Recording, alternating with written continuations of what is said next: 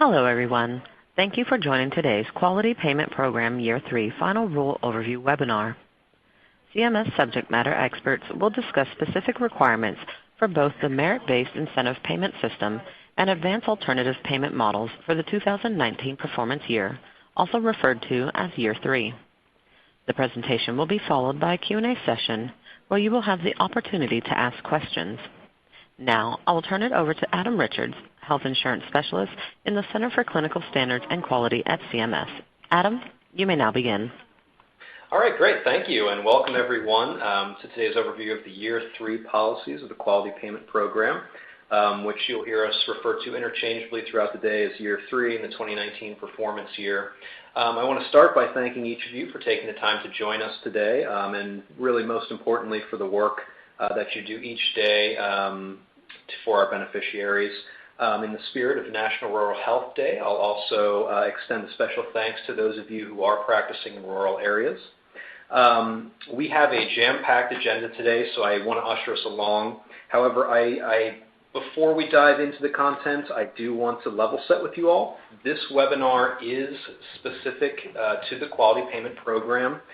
We will not be covering other areas of the 2019 physician fee schedule, such as evaluation and management codes, virtual care, etc. If you are interested in these topics, I highly encourage you to register for our MLN, our Medicare Learning Network call, on Monday, November 19th at 2 p.m., which will cover everything under the PFS for 2019. So you just need to navigate to the MLN page on cms.gov for more information and to register for that call. Okay, disclaimer aside, moving forward, I'm going to jump into slide 3. As I mentioned, we have quite a bit to cover today. So we'll start just with a general overview of the Quality Payment Program. We do want to talk a little bit about some of our results from the 2017 performance year prior to getting into Year 3 policy. I think we have some exciting data to go over.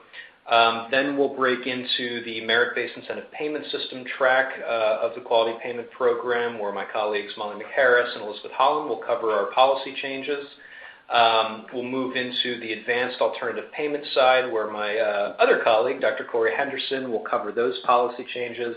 And then we'll wrap up with some discussion about where you can go for help and support, as well as try to take your questions.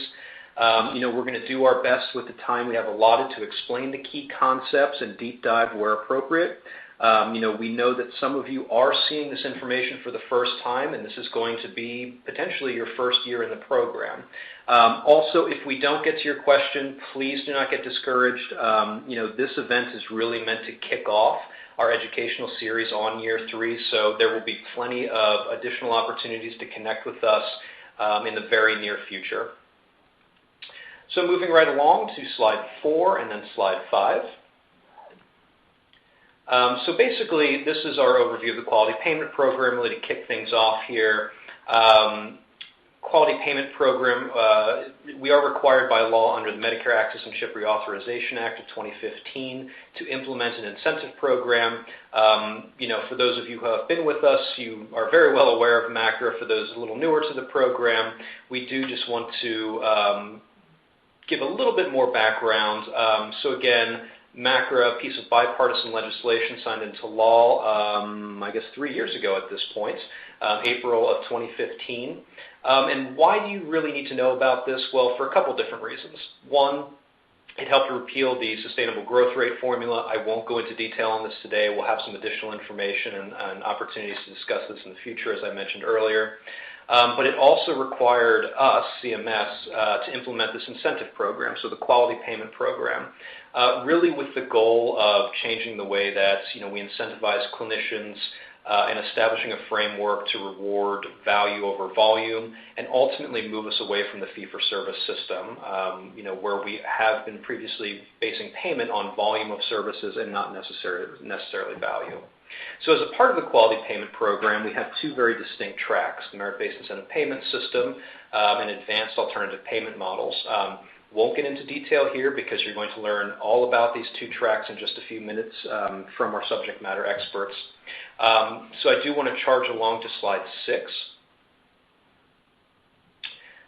where we'll talk a little bit about what we consider our strategic objectives or our strategic considerations in guiding the quality payment program. Again, I won't go through these in great detail. These have been in place since the 2017 performance year. Really, our foremost priority is, improving beneficiary outcomes. That's at the very top of our list. But of course, we also focus on, ways to reduce burden, programmatic burden for clinicians, maximize participation, even look at ways to increase the adoption of alternative payment models.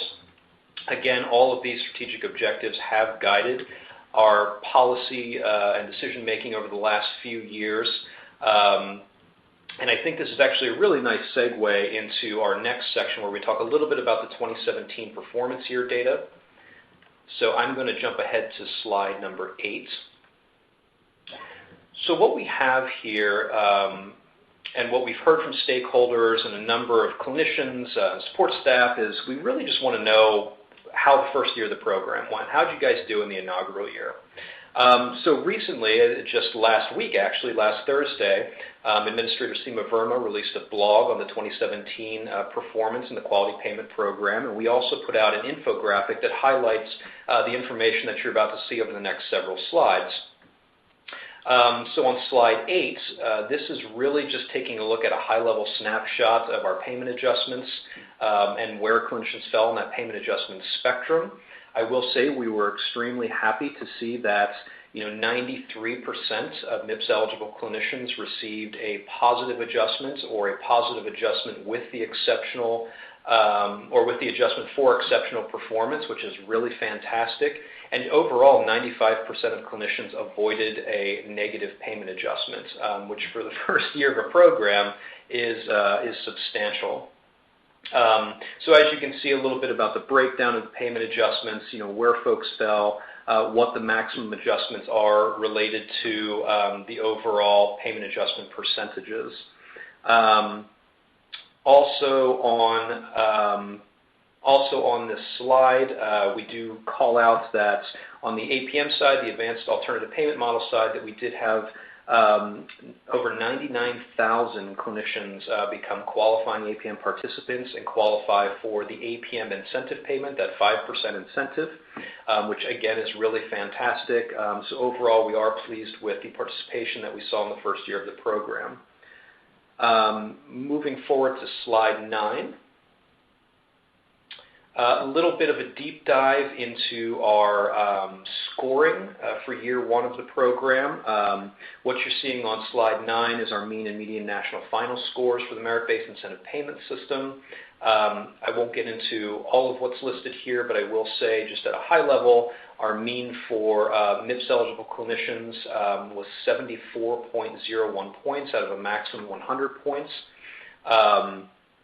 Which then we break down by clinicians who did and did not participate in an APM, and you can see the difference there. You'll also see the median for MIPS-eligible clinicians. The median score for 2017 was 88.97 points. Again, breaking it down then, individuals who participated in APMs versus did not participate in APMs. So on slide 10, very quickly, this is a breakdown of our individual versus groups.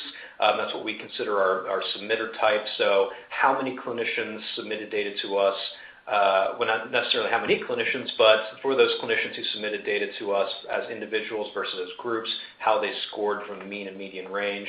As you can see, I think both groups, both individual and groups, did very well in the first performance period. And I think this aligns to our next slide, slide 11, which focuses on the breakdown of practice size and location. So as you can see on slide 11, we do have a breakdown for small, large practices, those practices that are in rural locations, and those practices that are small and rural. Overall, again, many clinicians did very well in 2017, which is remarkable. It's something that we did and we were hoping to see. And I think one of the key takeaways here is just by looking at the mean scores across the board, whether you're small or large, a number of clinicians with these scores, and over the next 3 years, over the next 3 performance periods, can still succeed in the program just based on our thresholds. And Molly's going to talk about that in just a few minutes. So at this point, that wraps up our just quick data overview section. I do want to get charge ahead, so we're going to jump right into the merit-based incentive payment system side of our changes for year 3, and I'm going to turn it over to Molly to lead us through. Thanks, Adam, and thank you again, everyone, for being here today. So as Adam said, we have a lot of information to cover, so let's go ahead and jump right in. So I am on slide 13. So I'm just going to hit on a couple basics for the MIPS program, and then I will be going through all of the details of our year 3 policy changes. So as reflected on slide 13, just as a brief reminder, as Adam mentioned, prior to the passage of the macro legislation, there was the SGR, Sustainable Growth Rate Methodology. There were also 3 legacy programs that clinicians had to deal with. That was the PQRS program, the Physician Value Modifier program, and the Medicare EHR Incentive Program for eligible professionals. When macro, the law passed, it repealed and sunsetted these programs and created a consolidated program called MIPS, which, as reflected on slide 14, assesses clinicians' performance on 4 performance categories. Again, those include the quality performance category, cost, improvement activities, and promoting interoperability. The promoting interoperability performance category deals with the usage of certified EHR technology. And so what we do under MIPS is we assess clinicians' performance on these 4 specific performance categories. Each of these performance categories have weights associated with them. For the 3rd year of the program, quality counts for 45 points, cost counts for 15 points, improvement activities counts for 15 points, and promoting interoperability counts for 25 points. You'll note that that sums up to a total of 100 possible points. That is important because depending upon what a clinician's performance is on those 4 categories, that will create their final score. And that final score we will compare to something called a performance threshold. And we ideally want to have a clinician's final score at or above the performance threshold. When your final score is at or above the performance threshold, that means you're either getting a neutral payment adjustment, meaning no impact to your charges in the 2021 payment year, or a positive adjustment, which means you could get additional monies attributed to your claims. I'll be going over this in more detail, but just wanted to call that out. And the other piece I should mention is that the finalized performance threshold for year 3 is 30 points. So that's the number that we would ideally like to have all clinicians' final scores be at or above. So let's move on to slide 15 to talk through some of our terminology. Just as a brief reminder, you will hear me mention throughout this presentation the terms TIN and NPI. TIN refers to the tax identification number that you receive through the IRS. The NPI deals with your national provider identifier, which you receive after enrolling within Medicare. When we talk about clinicians under MIPS, we talk about a unique TIN-NPI combination. And this is important because there could be scenarios where if you as a clinician practice at multiple clinics, you could have multiple TIN-NPI combinations, and you could either be considered MIPS eligible or MIPS excluded under any of those.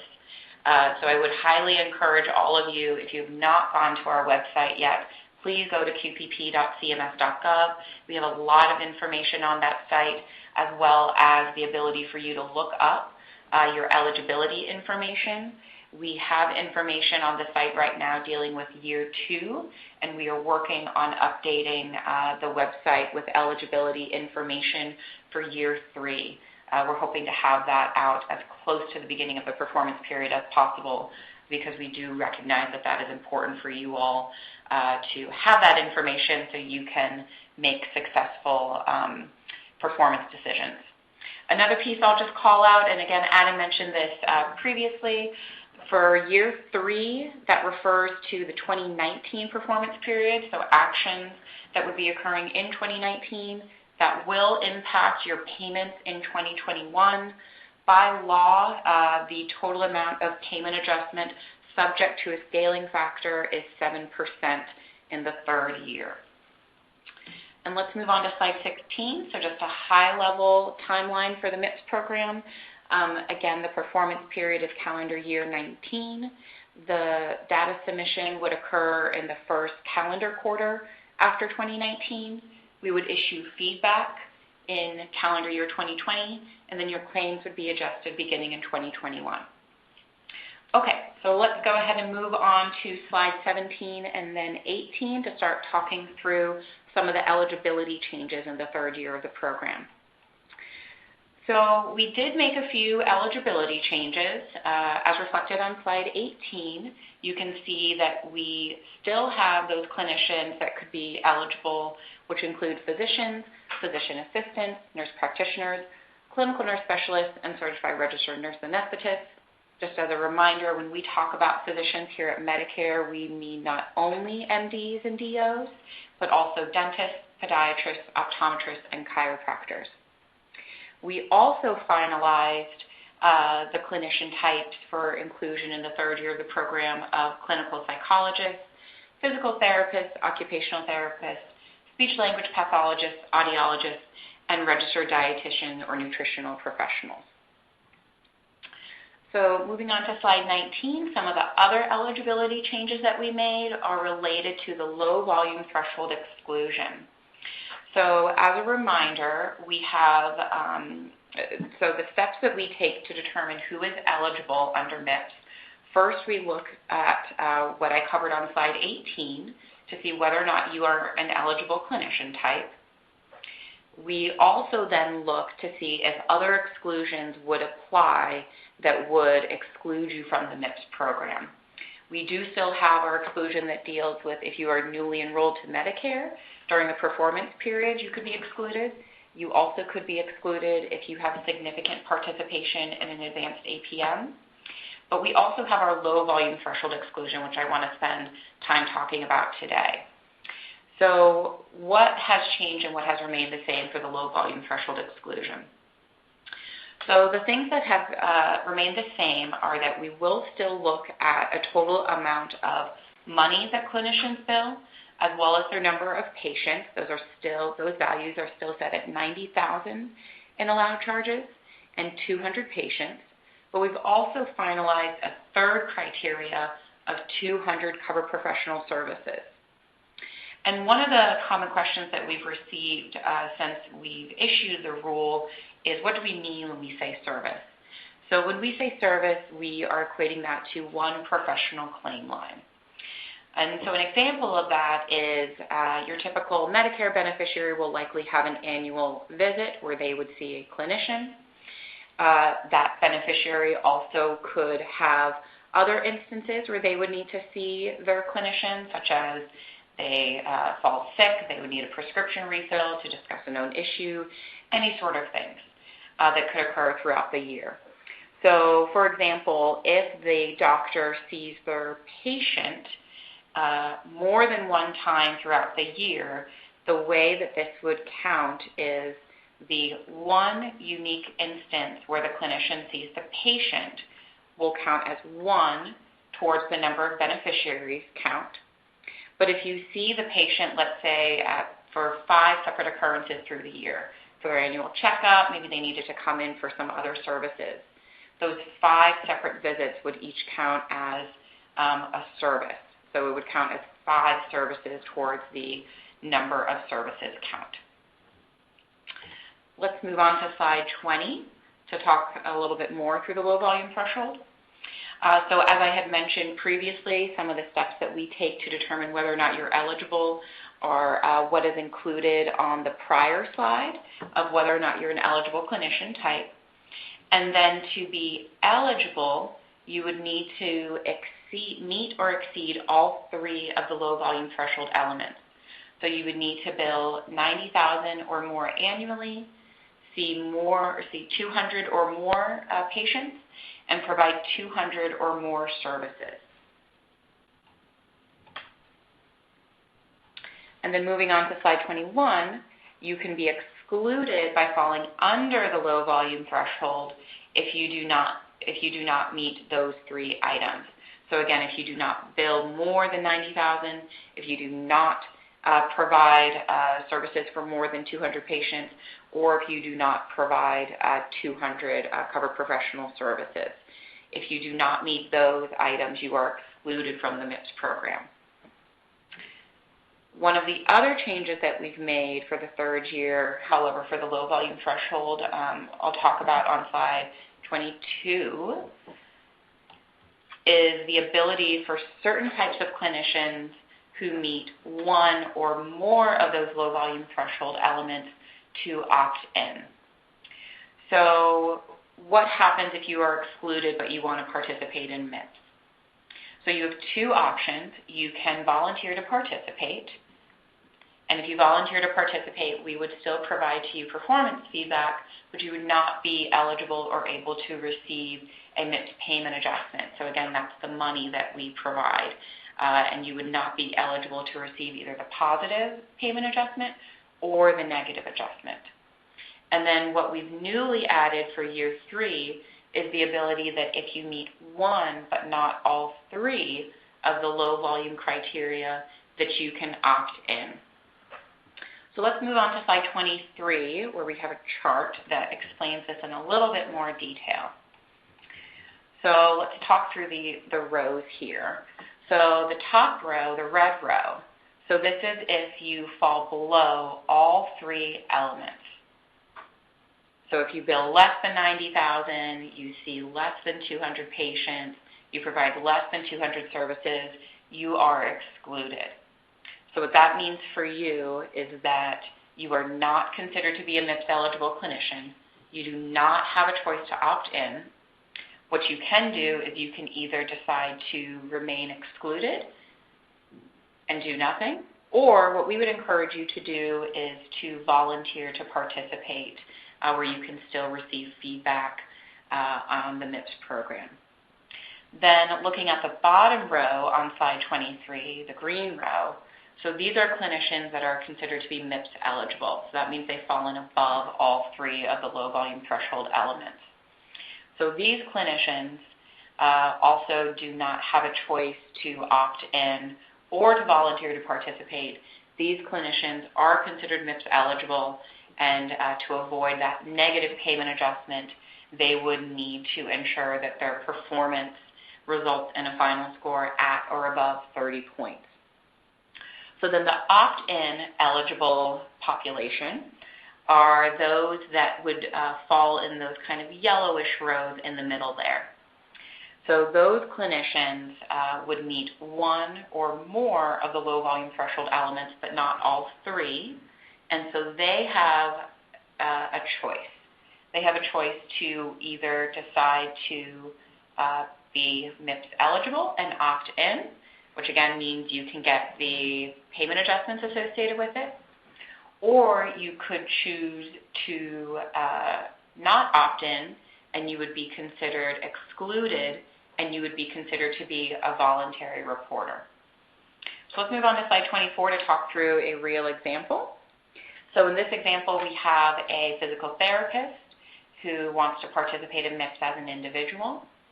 And as you can see here, this physical therapist, she billed $100,000 in charges, so that's above $90,000, so she has that. She also provided 201 covered professional services, so again, that's above our 200 threshold. But during the year, she only saw 100 patients. So this clinician is not automatically eligible. Instead, she has a choice on whether or not to opt in. And moving on to slide 25, when you decide to opt in, I do want to be clear that that choice, once that has been made, it is irrevocable and it cannot be changed. So again, if you are considered to be an opt-in clinician, you have a choice to either participate in the program and be considered MIPS eligible and all of the things that come along with that, the eligibility rules and the payment adjustment, or you can choose to be excluded, which means you would not have the ability to potentially earn a positive adjustment. I do also want to call out a user research opportunity for our opt-in policy. As we talked about within the final rule, we really want to ensure that the mechanism on how we receive these opt-in elections is in a low-burden manner. So as we talked about in the final rule, we do anticipate that those clinicians that are opt-in eligible, they will need to make this affirmative so either an affirmative decision, yes, I want to opt in, or no, I do not want to opt in, I want to be considered a voluntary reporter prior to submitting data to us. But we recognize that there are a multitude of ways that we, CMS, could actually receive that communication. So we really do want to work with all of you. So if anyone is interested in participating in user research with us, please reach out to the email address that's on the slide here, and we would love to work with you. Okay, so hopefully that helped clarify the way that the MIPS eligibility works, who's eligible, and then also how the low volume threshold exclusion and opt-in policy works. If there are additional questions on this, I'd be happy to talk through those during the Q&A period. So let's move on to slide 26. One other eligibility change that we made within the final rule is we consolidated our determination periods. So as folks may recall, we have a number of determination periods for our low volume threshold as well as our special statuses. The way that these worked in prior years is they ran on a September to August timeframe, and each of these had a separate determination period. What we've done in this year's rule is we did a bit of cleanup and alignment. First, what we did is we shifted the time frame to fall on the fiscal year, so October through September. We feel that that is easier to communicate. We also have consolidated a number of the determination periods for not only MIPS low volume threshold determination, but also for our special statuses. I do just want to remind folks, though, that if you are a MIPS eligible clinician with a special status, which could be if you are non-patient facing, if you're part of a small practice, a rural practice, you're hospital-based, etc., that does mean that you are MIPS eligible. It just means that you have special scoring rules that can apply to you. Typically, those special scoring rules are that you have additional bonuses or that you may have to do a little bit less under a performance category. Again, all of the information related to your MIPS eligibility, including whether or not you are eligible, whether or not you could opt in, and your special status, that will be part of our lookup tools, which are on our qpp.cms.gov website as close to the beginning of the performance period as possible. So please stay tuned for more information on that. Okay, so I think everyone should hopefully understand the eligibility basics. So let's move on to slide 27 and 28 to start talking through the ways that you can participate. So as reflected on slide 28, we do still have our same 3 participation options in year 3. That includes participating as an individual, as part of a group, or as part of a virtual group. Just as a reminder that if any of you are interested in participating as a virtual group, by law we must receive those elections prior to January 1st. So we would need to receive those elections by December 31st of this year. Moving on to slide 29, I did want to spend a little bit of time talking through some of our revised terms that we have when we talk about how data can come into us. So one of the things that we found after the first year, after our experiences from the first year, was that the way that we talked about how data submissions occur in our policy did not actually reflect the way that our system was designed based off of all of the user research and feedback that we've heard from all of you. What we found was that our policy actually was more limiting than what we technologically can offer. So we didn't feel it was appropriate to make our systems more restrictive. Instead, we wanted to ensure that our policies and therefore all of our communications more accurately reflect the ways you can participate. So that is the reason why we made these changes to these terms. It is never our intent to create confusion, but we did not feel it was appropriate to continue to talk about things as an all-for-one submission mechanism when there are further flexibilities. So moving on to slide 30, the new submission terms that we have, which replaces our all-for-one term submission mechanism, includes a collection type, which deals with a set of quality measures, a submission type, which deals with the way that the data comes into us here at CMS, and a submitter type, which deals with who can submit that data. One of the examples that I like to use here is using our old terms. We would talk about the registry submission mechanism. And we would talk about all at once both registry quality measures, the act of a registry submitting data on a clinician or group's behalf, and also the role that the registry as a third party has.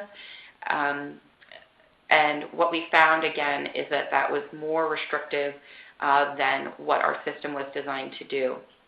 So, for example, in year 3, what you can do to submit your data to us is you can, of course, still continue to work with a third party, such as a registry, but we've also found that a number of organizations do have the technical capabilities to either log in and upload their data to us directly, log in and attest their data to us directly, or use our direct submission type, which typically deals with usage of an automated programming interface, which is a computer-to-computer exchange.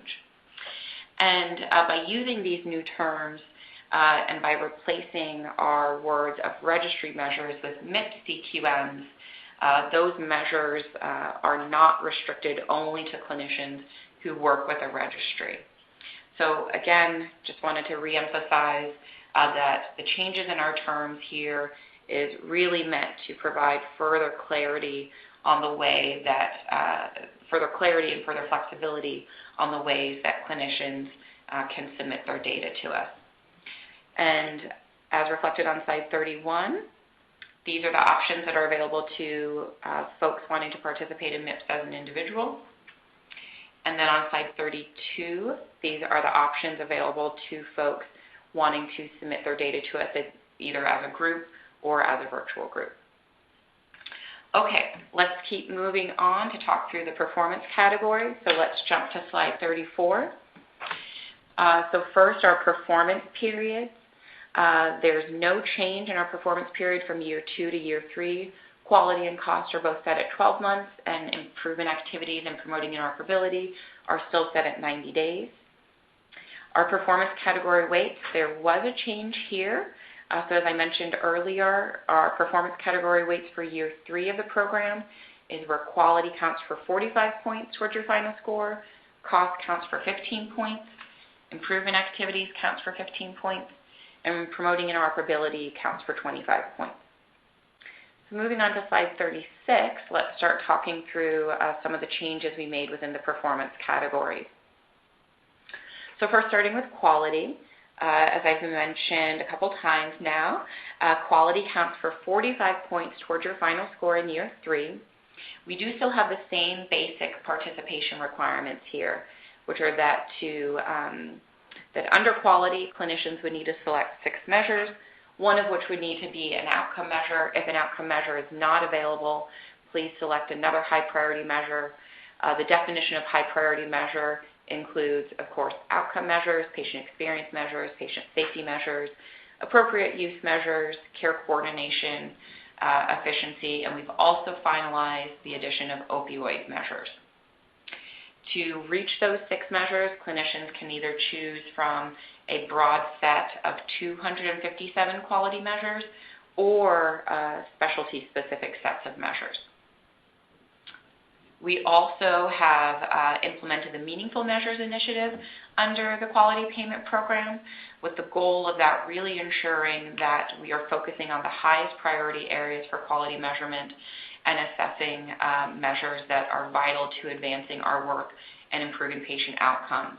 So as part of that, we did remove a number of measures that are either low bar, topped out, or duplicative, and we also were able to add 8 new measures, 4 of which are patient-reported outcome measures, 6 of which are high priority. Moving on to slide 37. We do still have our bonus points available that we've had in year 2. Those still are in existence for year 3. We did finalize our change of moving the small practice bonus from the final score level as it existed in year 2 to the quality performance category in year 3. So again, to be eligible and to receive this bonus, you would first need to have the special status definition of being a small practice, and then you would just need to submit data on at least 1 quality measure.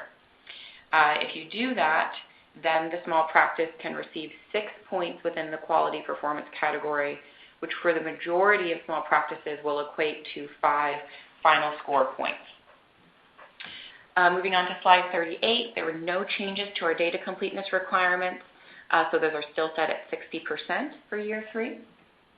Moving on to slide 39, we did finalize our policies for a few special scoring considerations we found from our initial lessons learned on the first year of the program.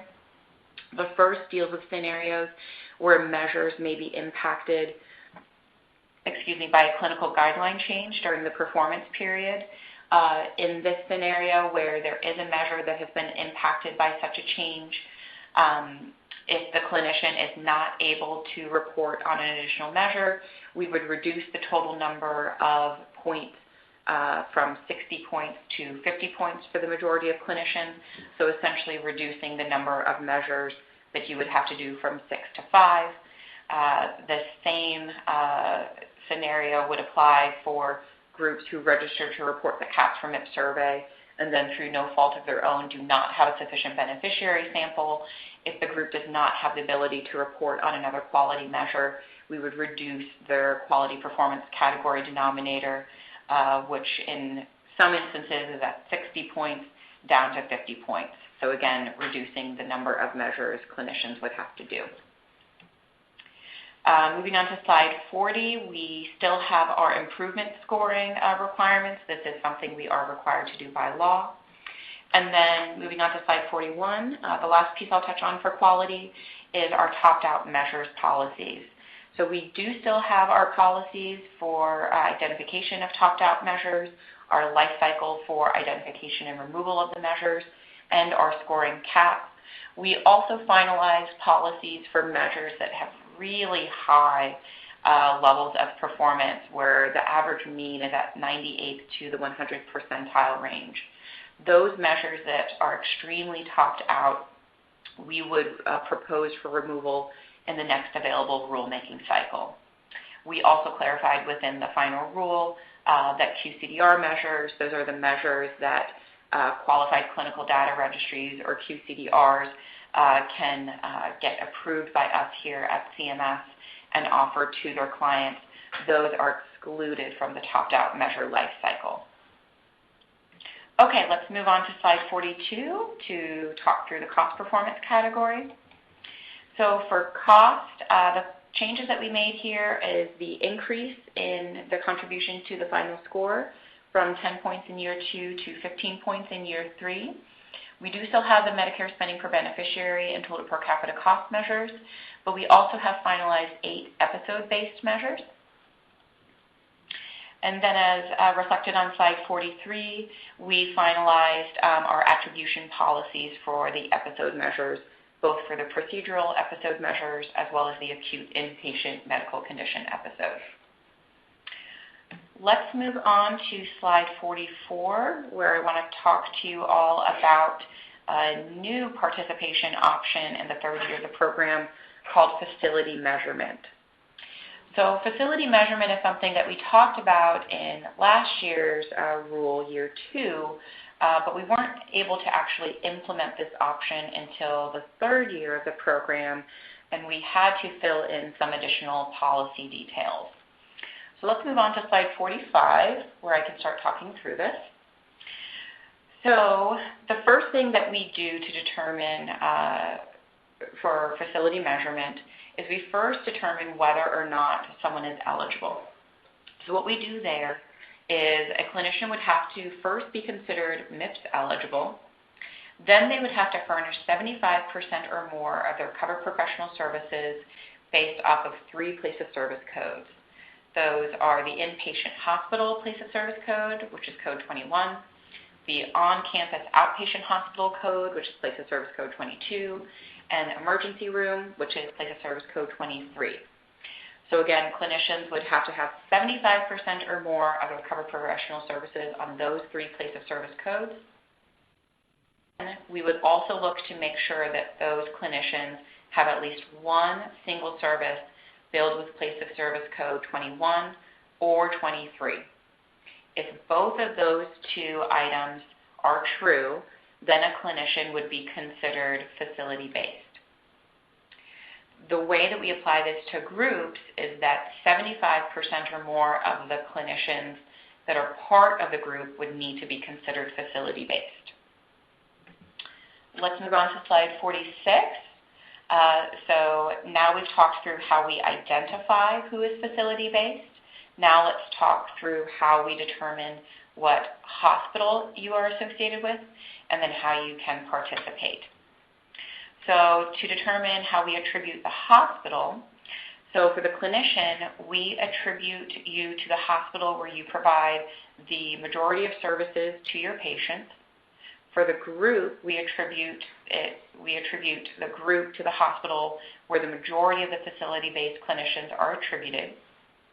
There are some instances where someone could be facility-based, but we are unable to attribute them to a hospital.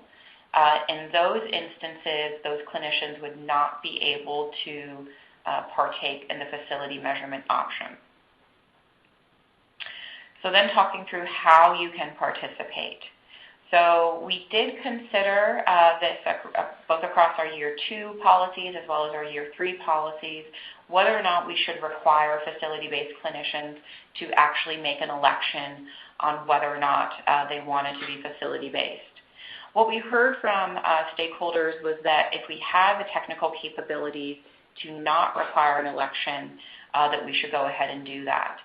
And after a lot of additional internal conversations, working with our technical teams, we do have the ability to not require an election for facility measurement, and we can automatically apply the facility measurement policies and scorings to clinicians. So what this means is that if you are considered to be a facility-based clinician, again, if you have 75% or more of your covered professional services on those 3 place of service codes, you also have one site of service on place of service code 21 and 23, you are facility-based. If we can then attribute you to a hospital, what we will do is we will look at your hospital's total performance score, and we will translate that total performance score to your quality and cost performance categories. We also then would look to see, do you as a clinician have other quality or cost performance category data that has separately been submitted? If you do not, we would again just automatically apply the quality and cost performance associated with your hospital's total performance score. If your performance is higher, however, on the separate data submission for quality and cost, we would apply that. And then for groups to be able to participate in facility measurement, we would need to receive some sort of data submission for another performance category, either for improvement activities or promoting interoperability, to be assessed for this as a group. I also do want to call out that we are planning on providing a facility-based preview to all facility-based clinicians. We anticipate that will be able to be made available by the first quarter of calendar year 2019. And what that facility-based preview will show is, 1, whether or not you are facility-based for Year 3. And then we will also share with you what your performance was under the prior hospital value-based purchasing total performance score, so you can get a sense of, from that prior period, what your quality and cost performance categories would look like.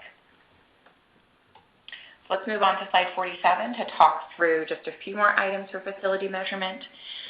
For the measures we are using for facility-based for year 3 are those measures that are part of the 2020 hospital value-based purchasing program. Again, for that facility preview I was just talking about, we will be using the measures and performance associated with the prior year's performance. So that would be based off of the 2019 HVVP program.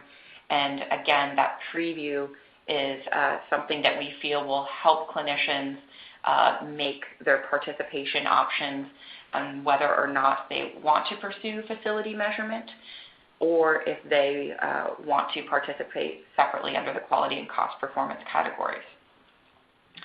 Moving on to slide 48. I believe I've talked through all of the items here. The only other piece I do want to highlight is that there are some rare instances where we can identify you as a facility-based clinician. We can attribute you to a hospital, but that hospital may not have a HVVP total performance score. In those instances, those clinicians also would not be able to participate in facility measurement. Okay, let's move on to slide 49 to talk through the improvement activities performance category. So we made just a few minor changes here. We added a few new improvement activities. We removed 5 and we modified 1. And we also removed the certified EHR technology bonus that aligns with the promoting interoperability performance category, because as reflected on slide 50, we have made a number of changes to the promoting interoperability performance category. And so at this point, I'm going to turn the presentation over to Elizabeth Holland to talk to us about those changes. Elizabeth? Thank you, Molly. So we did an overhaul of this performance category. You may remember that it used to be called the Advancing Care Information Performance category, but now it's called the Promoting Interoperability Performance category. We did this to focus more on interoperability, health information exchange, and providing patients access to their health information. We also wanted to align the requirements of the Promoting Interoperability Performance category with the requirements of the Promoting Interoperability Program for eligible hospitals and COS, which used to be called the Medicare EHR Incentive Program.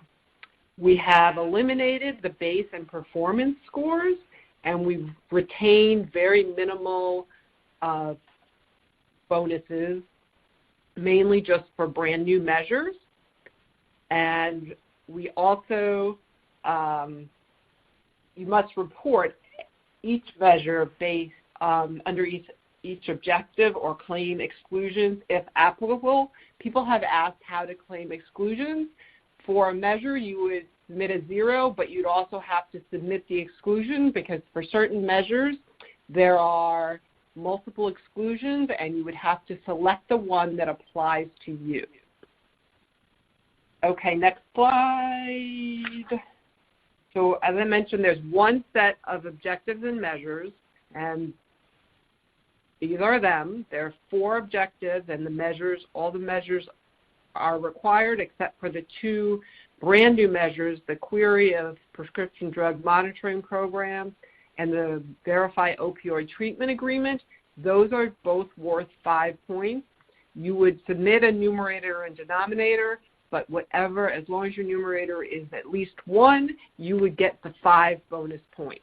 For everything else, all the other measures, the points are assigned through the calculation of numerators and denominators, and we'll get to that in a second. I also neglected to say that the 2 new measures are optional, so you do not need to submit them in 2019 if you do not or cannot do so. The one exception from the numerator and denominator submission is for the public health and clinical data exchange measures. So for those, you need to choose 2, and you choose 2, and they can be any 2, reporting to any 2 registries. They don't need to be 2 different categories. So for example, if you're submitting to 2 different clinical data registries, that would count as 2, and if you submit to 2, you get 10 points. Also, if you submit to 1 and claim an exclusion, you would get 10 points. And if you submit 2 exclusions, you would get the 10 points redistributed to another measure, and that would be to the patient, provider-patient exchange measure. Okay, next slide.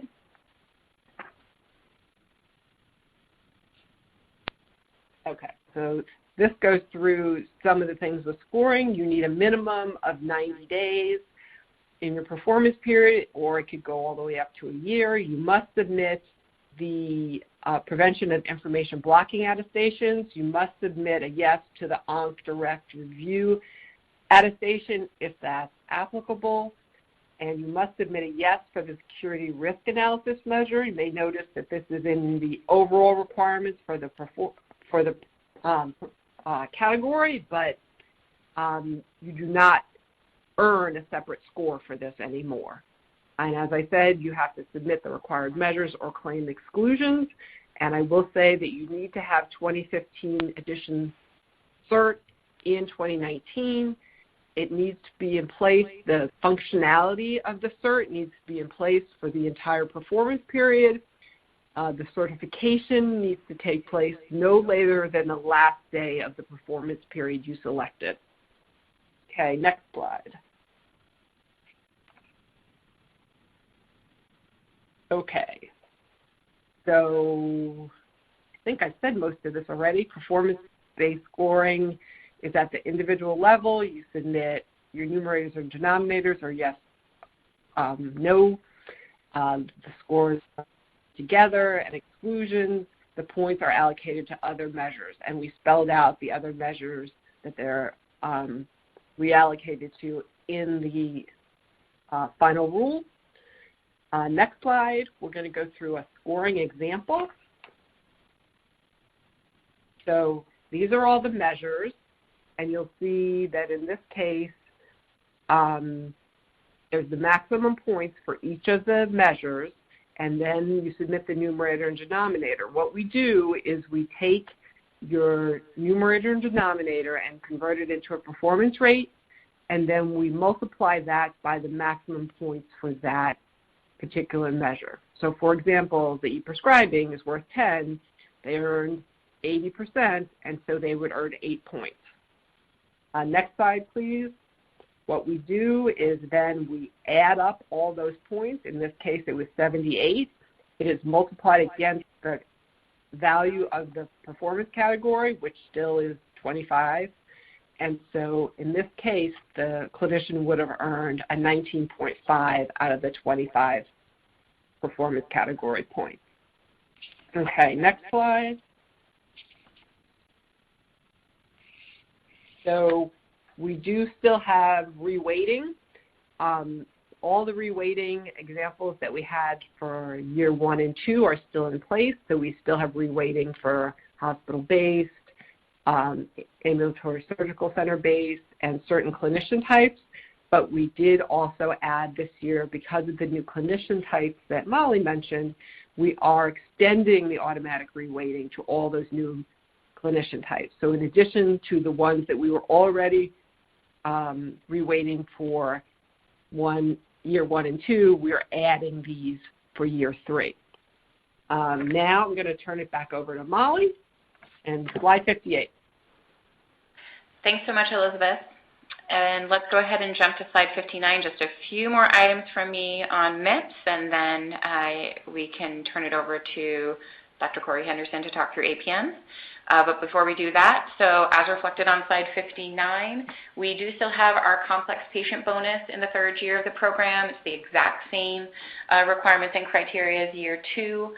We will automatically calculate this for all clinicians as long as data is submitted for at least one performance category, and this is based off of HCC risk scores and score based off of the percentage of dual eligible beneficiaries. Moving on to slide 60.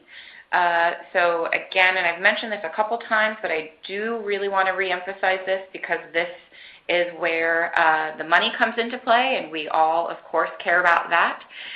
So again, in year 3, the performance threshold is now at 30 points.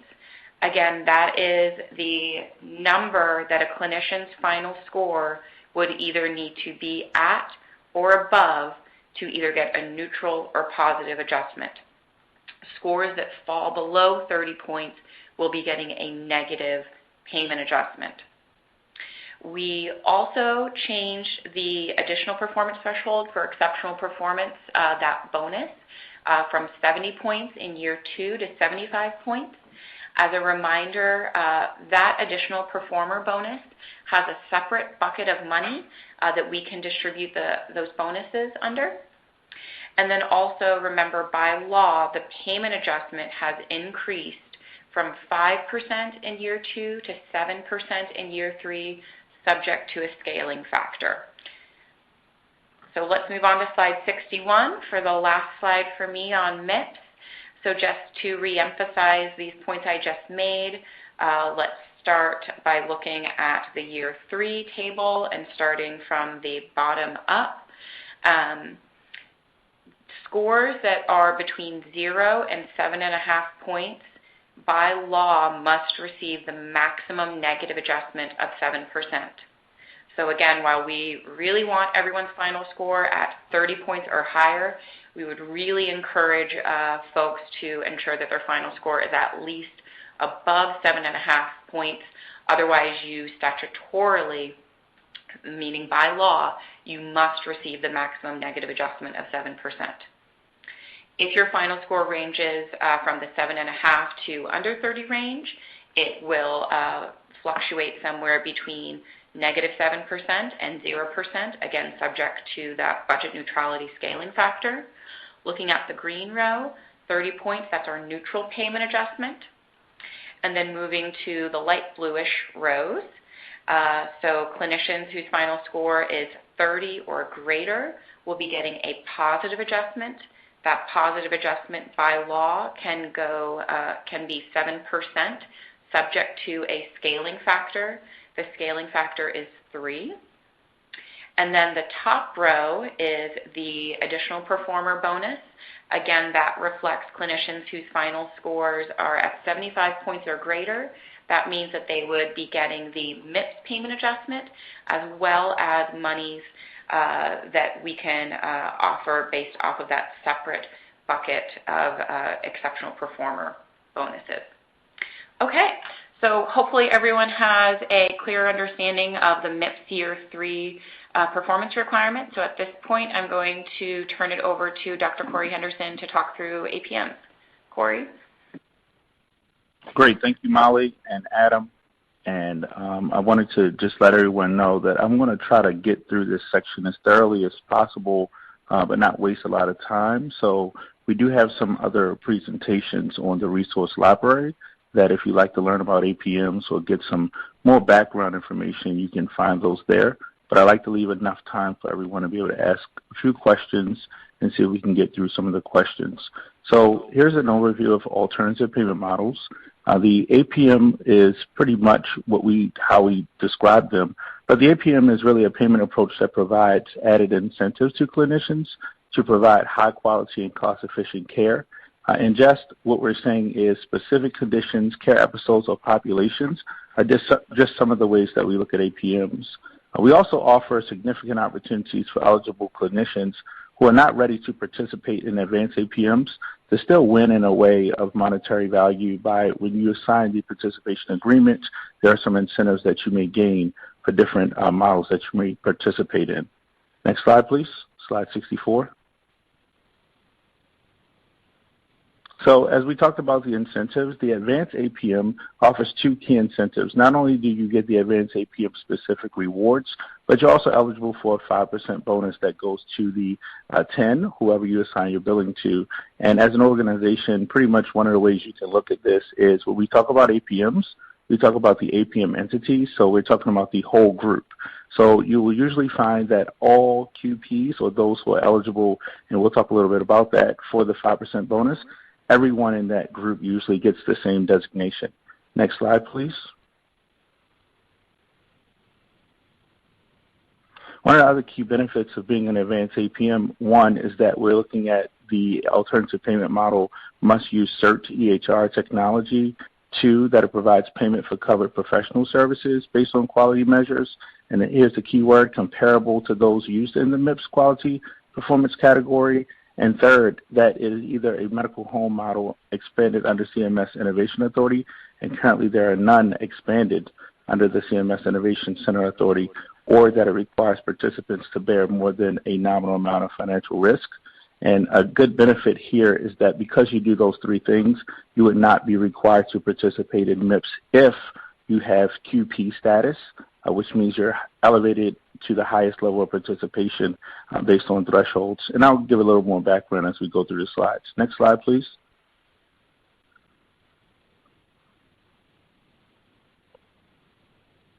So as we talked about advanced APM, some of the things that we described in just what I was sharing with you is that there's an APM entity that is really the organization or the group that you would be billing through, or the entity that signs up and participates, and then there are participants in that group. The advanced APM is the APM, the model itself that meets those three criteria I just described. The affiliated practitioner are those that work with or participate with the APM entity. We identify them in some contractual arrangement with the entity, and there's a list of those, and that's your practitioner list, are the practitioners on that group or in that group that are compiled. We also have the MIPS APMs. The MIPS APMs are a little different from the advanced APMs in that they do have some participation in an alternative payment model, but how we identify them is that they are MIPS eligible clinicians who are scored under the APM scoring standard. So they're not in the advanced APM, but they do work in the APM. So they still have some level of participation in MIPS, but it's all done through the group level or the APM entity level.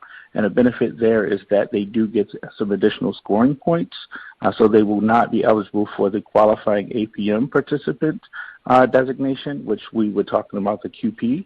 So again, the QP would be eligible under the advanced APM to receive the 5% bonus, whatever advanced APM incentives there are, and they would not have to participate in MIPS. Participation list is pretty much the APM entity list, those who we have a list of those who are participating. And then finally, the qualifying APM participant. I like to say this multiple times so that you hear it more than once. Again, it's the eligible clinician determined by CMS who has met or exceeded the relevant QP amount or the patient count. So there's a dollar amount, and then there's a patient count threshold. If you do one or the other, then we would determine you for that performance year underneath the snapshots we'll talk about to be considered an advanced APM entity qualifying APM participant. So you have to be an advanced APM, and then you can also be qualified to receive the 5% bonus and not have to participate in MIPS. Next slide, please.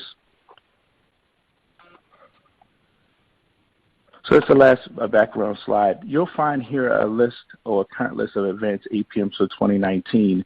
What you'll also find is that we have on the qpp.cms.gov page, if you go to APMs, you'll find that there's another list in which we list the advanced APMs. We also list the MIPS APMs. We have on the resource library a document called the Comprehensive List of APMs.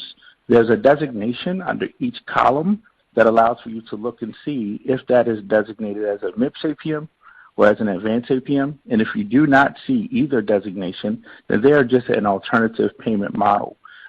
So there's a designation there for each of the models that we list, and we update this list as we add more APMs or as their designations change. So that's a great resource for you.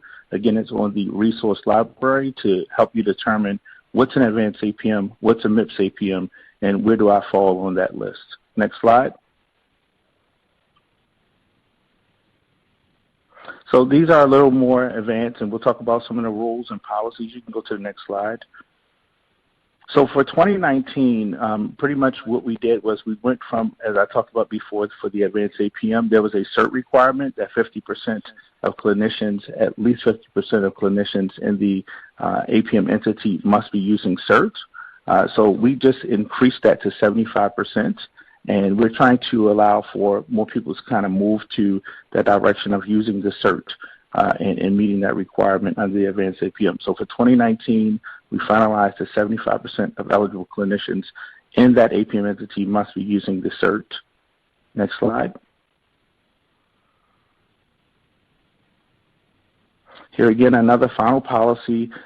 We don't have to really talk about 2017 and 2018 because I believe the most important part is going forward for 2019, beginning in 2020, is that we're looking at, when you go to look at the list of measures, the key thing there is that it must be on the MIPS final list, that it's endorsed by a consensus-based entity, or that they're otherwise determined to be evidence-based, reliable, and valid by CMS.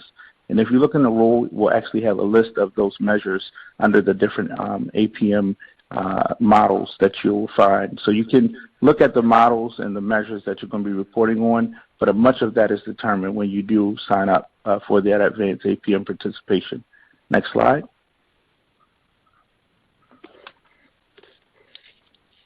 So again, here are the outcome measures. We're looking at, again, that they are on the MIPS final list, endorsed by a consensus-based entity, or otherwise determined to be evidence-based, reliable, and valid by CMS. We're just trying to make sure that everyone knows that when they're looking at the measures they're reporting on, that you don't just pick a measure and say, well, it was on the MIPS list. It also has to be a measure that we determine these other two criteria if that measure is outside of the MIPS final list. And this begins in 2020. Next slide.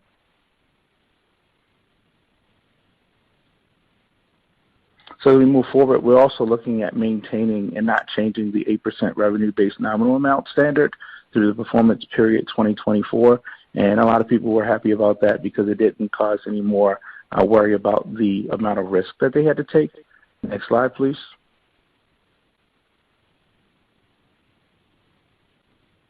So we'll talk a little bit about the all-payer, other-payer combination option. Next slide. On slide 74, you'll see that there are two combination options that we're beginning in 2019. One is what we've always been doing, which is the Medicare option. The other is what we call the all-payer combination option. The best way to look at that is if you combined your participation in advanced APM with Medicare, and then you also bring in other payer advanced APMs that are offered by other payers. And once we make that determination, we combine the participation in both, and you can be determined to be an all-payer combination option advanced APM, meeting that QP status. Again, calculating both of those participations. Next slide, please. But you must be in an advanced APM through Medicare first. Here are the four different types of other payer advanced APMs we will consider. Those are Medicaid, Medicare health plans, including the Medicare Advantage, payment arrangements aligned with CMS multi-payer models, and also other commercial and private payers. And we will make that determination, and we provide that information also under the qpp.cms.gov. You go to the APM section. And we are increasing those pages, so you will have a page for APM overview, MIPS APMs, advanced APMs, and then all payer, other payer, as you want to learn more. Next slide, please. Much of the information I'm sharing, because I did see a lot of questions, and we'd like to make sure you get as many answers as possible. Here you'll also see that there are certain criteria that were previously aligned with the advanced APMs, that we require at least 50% of eligible clinicians use the CERT requirement to document and communicate clinical care information. 2, that they base payments on quality measures that are comparable to those used in the MIPS quality performance category. And 3, the difference here is that it's not the Medicare medical home model, but it's the Medicaid medical home model that meets the criteria comparable to a medical home model expanded under CMS authority. And everything underneath that is pretty much about financial risk, how we aggregate expenditures and exceed expected aggregate expenditures. And that you can learn more about by going to our pages under APM. Next slide. So we can move forward to the next slide. This is just where we talk about the final rule policies that align the two. And pretty much what you're going to find under the advanced APM is also going to be aligned with the other payer criteria. We increased the CERT beginning in 2020 to 75% for eligible clinicians in an advanced APM entity. Next slide. Here again, we're also modifying the CERT use criterion that allows for other payer, either payers or eligible clinicians to submit evidence that cert is actually being used at the required threshold, whether or not the cert is in use explicitly required under the terms of the other payer arrangement. So it may be separate or outside of the terms, but as long as it's submitted and it meets the criteria, we will count that. Next slide. And this is all done under determination when we make the determination for the other payer, all payer advanced APM. Here we make no change, and again, we aligned ourselves with the advanced APMs to maintain the revenue-based nominal amount standard for other payer advanced APMs at 8% through performance period 2024. You go to the next slide, please. Here again, we're allowing all payer types to be included in the 2019 payer-initiated process for the 2020 QP performance periods. Previously, we had a staggered process. We're now trying to make sure that everyone gets an opportunity to participate to meet the QP status, again, reducing burden because you don't have to report through MIPS. You also get the 5% bonus if you're calculated to be determined to be a QP. Next slide.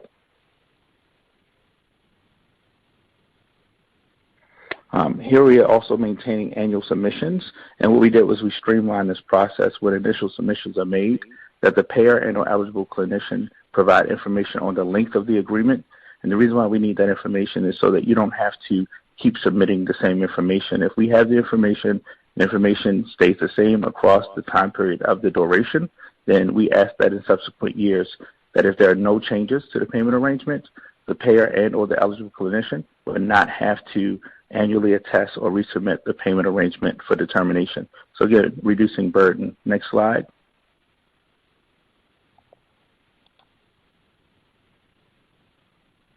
All right, as we go to slide 83, we're looking at 10-level QP determinations. We're beginning in 2019 to allow for QP determinations under the all-payer option to be requested at the 10 level as we do now for the Medicare option, in addition to the APM entity and eligible clinician levels. Next slide, please.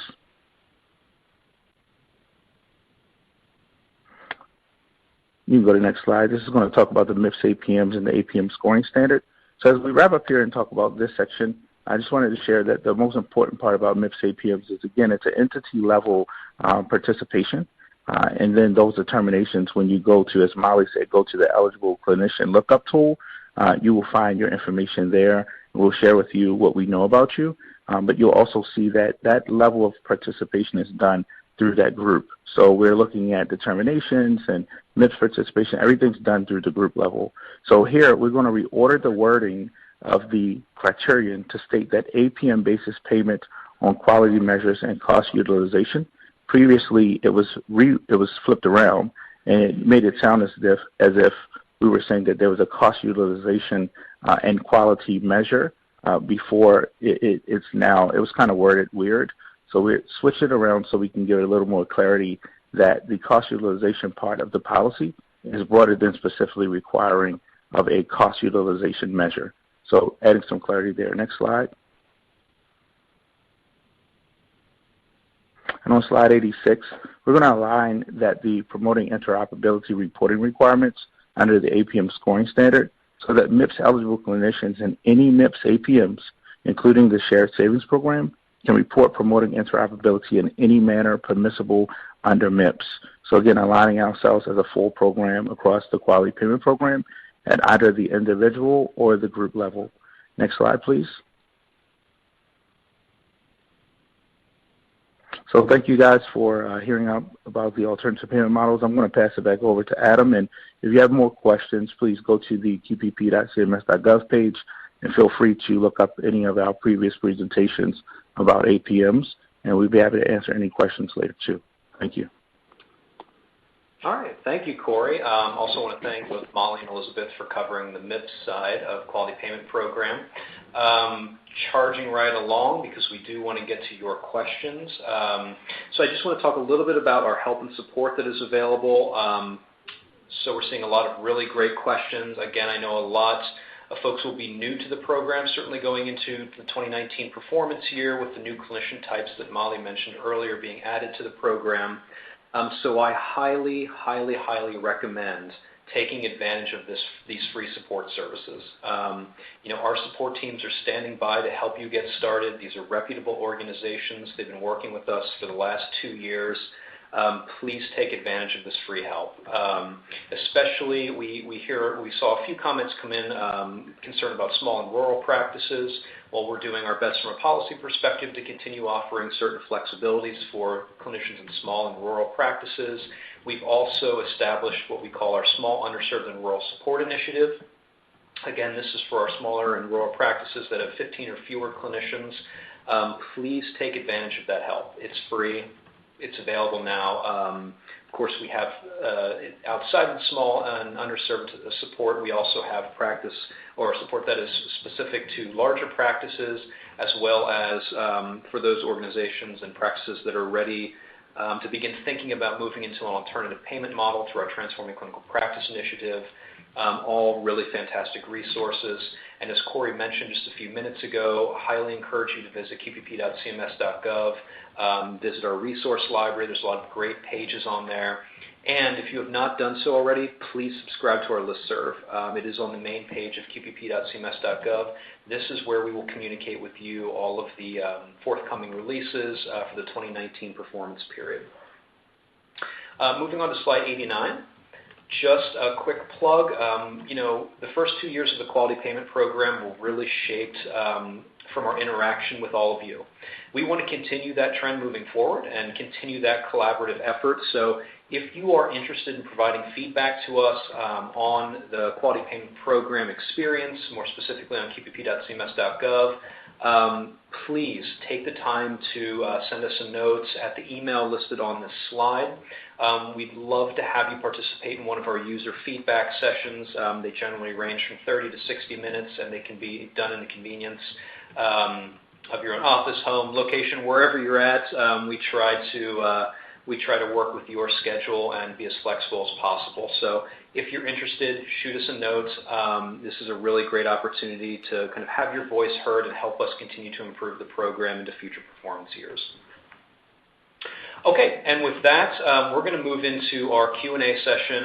We're working through the questions in the Q&A chat right now. There's a lot of them, but we want to hear from you. So I'm going to turn it back to the moderator for the instructions on how to dial in, and then we'll go from there. We are now going to start the Q&A portion of the webinar.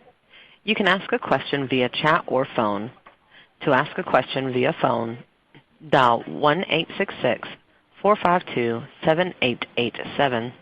If prompted, provide conference ID number 6993775. Okay, fantastic. We'll give folks 30 seconds to dial into that number. I just wanted to tackle something that we did see quite a bit throughout the chat. I know a number of you were asking about year 3 and when the lookup tool will ultimately reflect eligibility, facility-based, opt-in options. So we are working very hard to have that available as early on in the performance year as possible. That is our goal this year. So I just want to let you all know that that is what we're targeting, to have it as soon as we open the 2019 performance year. Again, if you do sign up for our QPP listserv, you'll know as soon as everything's on there and we're ready to go, so you can check your eligibility for year 3. So another reason to sign up for our listserv. Hey, Adam, this is Corey. I just wanted to answer one question that may be a question that comes up for several. There was a question on the chat about the QP thresholds, and someone asked about the 4th snapshot. So we already have up on the eligibility tool the 2nd snapshot of QP data, and that will take you through January 1, 2018 through June 30th, 2018. And that will give you an idea of where you are in the QP calculation and or determination. We do have 3 snapshots, March 31st, that's January 1 to March 31st, January 1 to June 30th, and then we have a 3rd, January 1 to August 31st. Those will look for the qualifying APM participation. Currently, that 3rd snapshot should be being calculated once we have the 90-day runout period for those claims. But the 4th snapshot is not related to QP. It is related to the full 10 models. The only full 10 model we have right now is the Shared Savings Program, and that will help those MIPS APM participants that have joined Shared Savings Program after those time periods of August 31st to be included in that group to receive the APM scoring standard.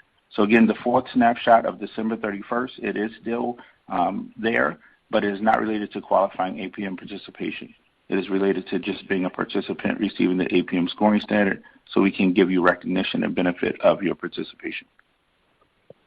Okay, great. Thank you so much, Corey. I agree that was a trending question, so thank you for tackling that. Okay, folks, we're going to turn it over to the phone line. Please, one question per person. We're going to try to get through as many as possible. I think we will extend by about 5 or so minutes just to try to take questions, so let's get started. Our first question comes from one of Jason Schroeder of UNC Healthcare. Hi, can you hear me? Yes, we can. So I have a couple of quick questions. So my first is, and everything I'm asking is relating to large groups or tax IDs. So the first is there seems to be major confusion with the PI category. So for some of the new provider types like PTs, OTs, when you're reporting as a group and you're all on the same edition of CERT, can you or can you not carve out those providers from the PI category? This is Elizabeth. If they're using CERT, their data needs to be included in the group submission. So the only way you can carve them out is if they're not on your edition of CERT. Or if they're reporting as an individual. Okay, thanks. So second question really quick, for improving activities, and this is outside of the PCMH measure, as long as one provider within the entire group is doing the activity, as in years past, the entire group can get credit. Is that still correct? Hi, this is Angela Foster, the Improvement Activities Lead, and yes, that is correct. Okay, thank you. It would be helpful in the future if you included details like that in the fact sheets. Thank you for that tip, and I will carry that back to my team. Great, thanks. Thank you. Our next question comes from the line of Stephen Besh of Ingenious Med.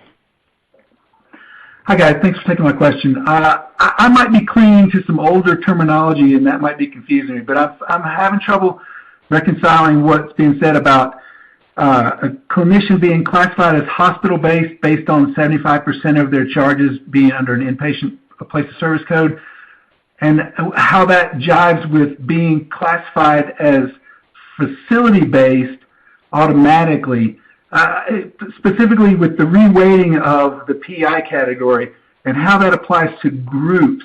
Because slide 45 says 75% of the clinicians meeting facility-based criteria means the group is facility-based. But then somebody asked a question in the Q&A box and said that they were wondering if, for a group to have the PI score reweighted, every eligible clinician must qualify for reweighting. And the answer was yes, all must qualify for reweighting either through automatic reweighting due to specific status or through an approved hardship exemption. So I'm confused, is it 75% or is it 100%? Or am I just confusing what facility-based and hospital-based means? If that question makes sense. Hi, this is Molly. I'll take the first part of it, and then Elizabeth, please feel free to jump in here. So a couple things. First, the term facility-based and then the term hospital-based, those are two separate definitions, two separate special statuses. So to be facility-based, that's where 75% or more of your covered professional services are based off of place of service codes 21, 22, and 23. And then, Elizabeth, please jump in here if I misstate this. To be considered hospital-based, it would need to be based off of place of service codes 21, 22, 23, and I believe it's 19. Is that correct? Correct. So that's the first distinction, is that they're two separate terms.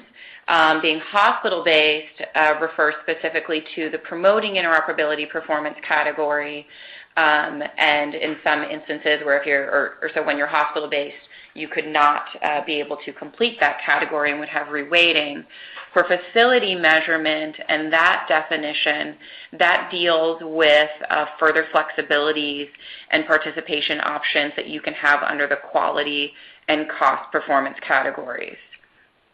I hope that helps. Thank you. Thanks, Molly. Thank you. Our next question comes from the line of Megan Tharp of Wellington Health. Hey, my question is for 2019, for 2018, we're currently a Track 1 MSSP. Our plans were to go to Track 1 Plus in 2019.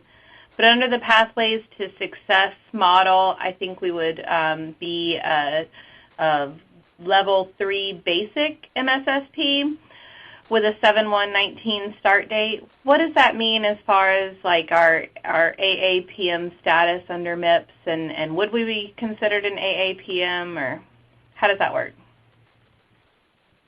I'm not sure if this is Corey. I'm not sure if we have anyone on from Shared Savings Program. Do we?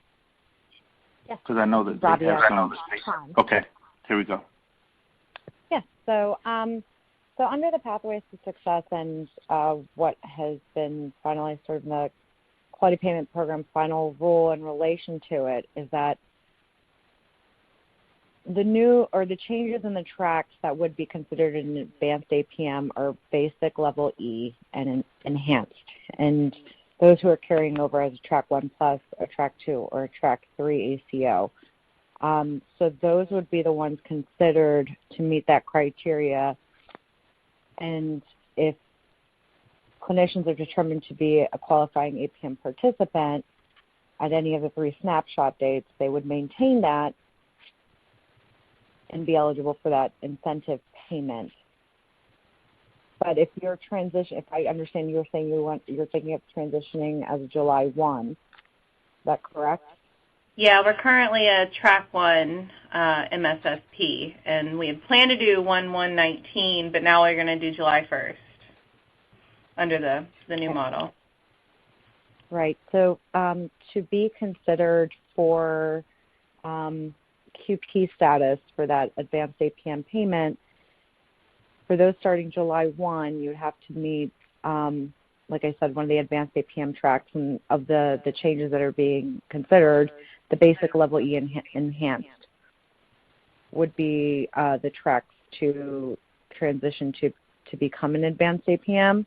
And there would be one remaining snapshot date, which would be August 31st, where there would be a determination whether at the ACO level you exceed the qualifying APM participant threshold. Gotcha. Thank you. Thank you. Our next question comes from the line of Julie Wilson of Allscripts. Hi, Julie. Hi, yes. I wanted to ask a question regarding the status of being on a 2015 edition cert for certified EHR technology. It was really clear around the promoting interoperability category for that requirement, but with the quality category, I was seeing some questions flow about needing to also be on 2015 cert by January 1st, 2019 to earn a score for the quality and to continue to qualify for the end-to-end electronic bonus. Could we just receive some clarity around the quality category and the requirements for 2015 edition cert, please? Thank you. Sure, this is Molly. So we have a unified definition of what edition of certified EHR technology is required under the Quality Payment Program. So we've actually received a couple of questions on this today, so thank you to all of you who have flagged this for us. So to be clear, so for both the quality performance category as well as the promoting interoperability performance category, 2015 edition certified EHR technology must be used. For the quality performance category, if you are using your 2015 edition certified EHR technology, that would be for using the ECQM collection type. And this was actually an existing requirement from a prior year where we had our unified definition of certified EHR technology across the program. We felt it was appropriate to clarify this within the final rule. And so thank you again to all of you who have mentioned this to us. I've seen a couple emails on this today, so we'll definitely work on making this clearer so clinicians can have a clear understanding of what they're required to do. So I hope that helps. Thank you. Our next question comes from one of Kristen Heffernan. Thank you. The prior question just answered mine, so thanks. Thank you. Our next question comes from the line of Michael Opsey. Hi, this is Michael Opsey. Thank you for answering the question about the 2015 edition, whether it's required for quality or not. My next question is, if I'm a provider who meets one of the criteria and therefore eligible to volunteer to report MIPS, how do I volunteer, and can I accidentally volunteer by continuing to report level 2 CPT codes on claims? That's a great question. So the way that you would volunteer to report is to, it's a little more simple than maybe people may think that it is. You essentially would just need to submit any sort of MIPS data to us, whether it's for the quality category, for improvement activities, or promoting interoperability. What we will do is, so as I talked about here today and then in past conversations, we have, again, on our qpp.cms.gov website, our lookup tool where clinicians can determine whether or not they're eligible. When we receive data from clinicians, because remember under MIPS, no sign-up is required. So when we receive data from clinicians and when we go to match that to whether or not the clinician is MIPS eligible, if they are not considered MIPS eligible, they are automatically considered to be a voluntary reporter. And again, what it means to be a voluntary reporter is that you can send to us CMS MIPS data, but you would not receive the MIPS payment adjustment whether it is positive or negative. So I hope that helps clarify the process for voluntary reporters. Thank you. Just want to make sure that if I accidentally submit claims information, you're going to qualify that as a voluntary submission. So we will look across all data that we receive, whether it would come through the Part B claims collection type or submission type, or through some of our other data submissions, and we will, again, first look to see of that data that we've received for a specific TIN MPI, so for a clinician, is that clinician eligible or not?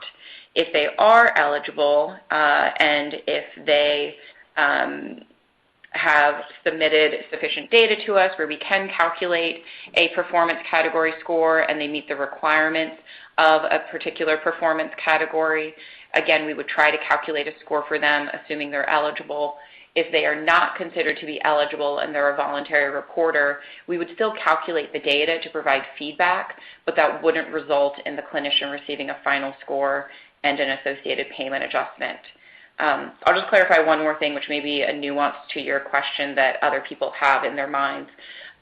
We did finalize a change in year 3 of the program that beginning in year 3, only clinicians that meet the definition of a small practice, so only those clinicians that have a small practice special status can submit the Part B claims collection type and have that data scored and be contributed to your quality performance category score.